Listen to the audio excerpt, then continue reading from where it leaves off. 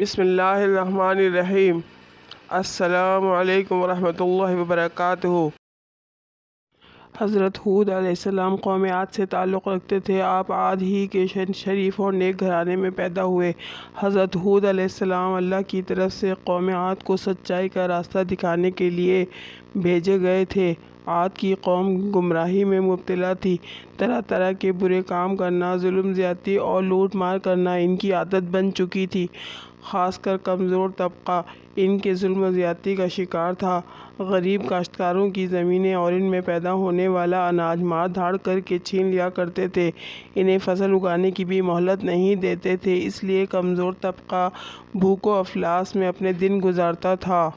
قوم عاد کا پیشہ کاشتکاری تھا۔ وہ زراعت کے طریقوں سے بھی اچھی طرح واقف تھے۔ اس کے علاوہ پہاڑوں کی چٹانیں کاٹ کر ان پتھروں سے مضبوط عمارتیں بناتے، پہاڑ کے غاروں میں بھی رہتے تھے، پتھروں سے شکار کرتے تھے، جانوروں کو آگ میں بھون کر کھاتے۔ عاد کے لوگ عیش و عشرت کی زندگی بسر کرتے تھے، لیکن غریب اور محتاجوں کا خیال نہیں رکھتے تھے۔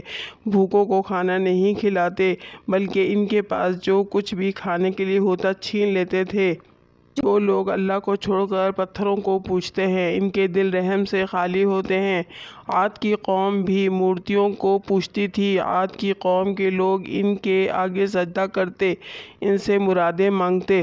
حضرت ہود علیہ السلام اللہ کے نبی تھے۔ وہ بت پرستی سے روکتے تھے، ظالم کو ظلم کرنے سے روکتے، ایک اللہ کی طرف بلاتے۔ آپ اپنی قوم سے کہتے، اے قوم، اللہ ہی کی عبادت کرو، اس کے سوا کوئی بھی عبادت کے لائق نہیں۔ وہی ایک ذات ہے جس کی عبادت کرنی چاہیے، جس نے زمین، آسمان، شجر و حجر کو پیدا کیا۔ اے قوم، تمہیں کیا ہو گیا ہے کہ اللہ کو چھوڑ کر بتوں کو پوج رہے ہو؟ ان بتوں کی پوجا سے تمہیں کچھ حاصل نہیں ہوگا، یہ تمہاری سراسر جہالت اور گمراہی ہے۔ بہتر یہی ہے کہ تم ان بتوں سے منہ موڑ لو جنہیں تم نے اپنے ہاتھوں سے بنایا ہے۔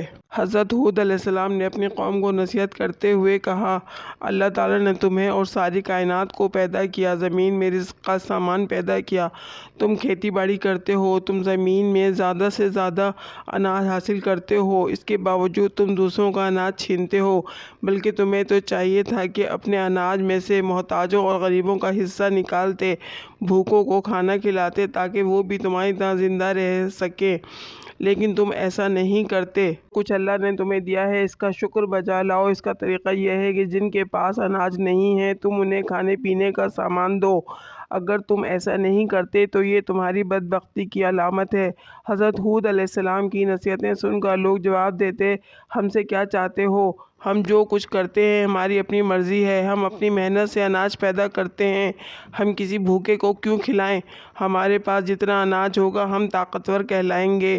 ہم وہی کرتے ہیں جو ہمارے باپ دادا کیا کرتے تھے۔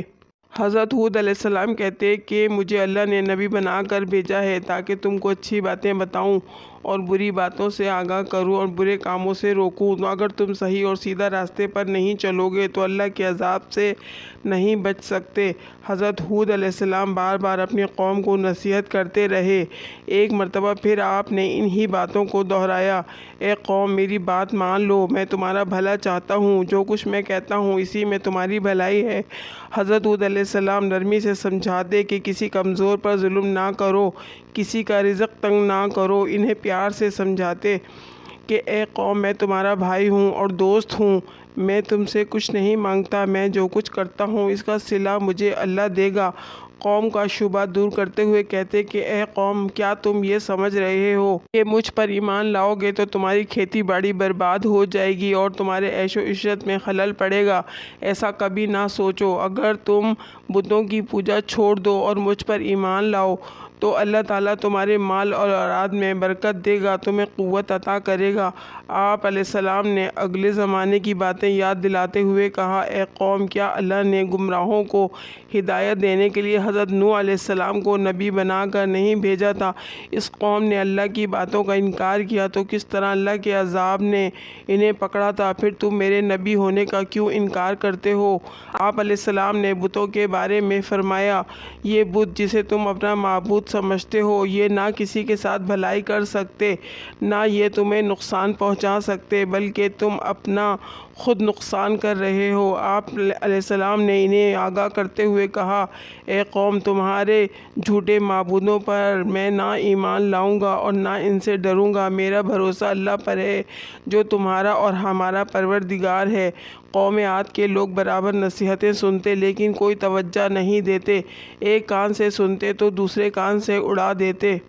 ایک روز قوم عاد کے لوگوں نے حضرت ہود علیہ السلام سے پوچھا کہ تم بار بار نبی ہونے کا دعویٰ کرتے ہو تو اس کی تمہارے پاس کیا دلیل ہے؟ ہمیں دلیل دکھاؤ، ہم دیکھنا اور سننا چاہتے ہیں۔ بغیر دلیل دیکھے ہم اپنے معبودوں کو نہیں چھوڑیں گے۔ اور یہ بھی بتاؤ کہ جس عذاب کی بات کر کے ہمیں ڈرا رہے ہو وہ عذاب کب آنے والا ہے؟ حضرت ہود علیہ السلام نے جواب دیا کہ تم مجھ سے سوال کرتے ہو کہ عذاب کب آنے والا ہے، یہ تو اللہ ہی بہتر جانتا ہے۔ میں تو صرف اللہ کا پیغام پہنچانے والا ہوں اور آنے والے عذاب سے خبردار کرنے والا ہوں۔ ان تمام کوششوں کے باوجود گمراہ قوم راہ راست پر نہ آئی۔ اللہ کے غضب نے جوش مارا اور عذاب کے آثار پیدا ہونے لگے۔ بارش نہیں ہوئی، پانی کی بے حد قلت پڑ گئی، خشکی سے زمین چٹکنے لگی، کنویں سوکھنے لگے، کھیتوں میں آبپاشی کے لیے بھی پانی نہیں تھا، درخت پودوں کی ہریالی ماند پڑنے لگی، پھول مرجھانے لگے۔ قوم عاد پانی کے لیے ترس رہی تھی، پانی کا ایک قطرہ بھی میسر نہیں تھا۔ حضرت ہود علیہ السلام نے اپنی قوم سے کہا، اے میری قوم، اپنے رب سے گناہ بخشواؤ اور پھر رجوع کرو تاکہ اللہ بارش برسائے۔ نافرمان لوگوں نے کہا کہ ہم اپنے گناہ نہیں بخشوائیں گے اور تمہیں رسول بھی نہیں مانیں گے۔ لوگ بارش کے لیے ہر وقت آسمان کی طرف دیکھتے رہے، شاید کہیں سے بادل آ جائے اور بارش برسائے۔ ایک روز ایسا ہی ہوا، بادل کا ایک ٹکڑا نظر آیا، لوگ دیکھ کر خوش ہونے لگے کہ اب بارش ہوگی۔ حضرت ہود علیہ السلام نے فرمایا، جو تم دیکھ رہے ہو یہ بادل نہیں ہے بلکہ عذاب کی علامت ہے۔ جس عذاب کی میں خبر دیتا تھا اس کا وقت آ پہنچا ہے، جو کچھ مجھے کہنا تھا وہ کہہ چکا۔ جو لوگ حضرت ہود علیہ السلام پر ایمان لا چکے تھے ان کے بارے میں حضرت ہود علیہ السلام سے اللہ نے فرمایا کہ جو لوگ ایمان لائے ہیں ان کو اپنے ساتھ لے کر کسی محفوظ مقام کی طرف چلے جاؤ۔ چنانچہ حضرت ہود علیہ السلام ایمان والوں کو ساتھ لے کر نکل گئے۔ شہر میں اب کوئی ایماندار نہیں تھا۔ لوگوں نے دیکھا کہ آسمان پر بادل کے ٹکڑے تیر رہے ہیں، ہوائیں چلنا شروع ہوئیں۔ ہوا میں اتنی تیزی تھی کہ پہلے نہ کسی کان نے سنا نہ کسی نے دیکھا تھا۔ دیکھتے ہی دیکھتے آندھی چلنے لگی، یہاں تک کہ اپنا ہاتھ بھی سجائی نہیں دیتا تھا۔ ہر طرف مٹی اور دھول اڑ رہی تھی، بڑے بڑے درخت جڑ سے اکھڑنے لگے، ہر طرف اندھیرا چھا گیا، ہر شے ہوا میں اڑنے لگی، آدمی بھی نہیں ٹھہر سکتا تھا نہ بیٹھ سکتا تھا۔ ہوا کے زور سے بڑی بڑی مضبوط عمارتیں بھی گر گئیں، ہر طرف چیخ و پکار کی آوازیں ہواؤں کے شور میں دب کر رہ گئیں۔ قوم عاد کو اپنے مضبوط مکانوں پر بڑا ناز تھا، یہ تمام مکانات زمین بوس ہو گئے، زمین پر کچھ بھی نہ بچا۔ یہ آندھی 8 دن اور 7 راتیں رہی۔ جب آندھی تھمی تو لاشوں کا پتہ بھی نہیں تھا۔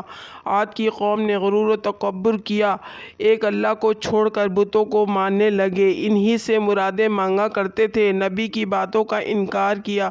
جب عذاب کے دن قریب آنے لگے تو اللہ نے نیک لوگوں کو بچا لیا، گمراہوں کو عبرتناک سزا ملی۔ عاد کی قوم کا صرف کتابوں میں ذکر پایا جاتا ہے۔